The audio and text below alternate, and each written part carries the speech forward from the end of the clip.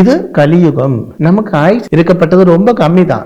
ஆரோக்கியம் இருக்கும் பொழுதுதான் நமக்கு சம்பாதிக்க முடியும், ஃபேமிலி சுகத்தை அனுபவிக்க முடியும். அந்த காலத்தில் கேசு வழக்கு விவகாரம் என்று நடக்கிறது நல்லதல்லே.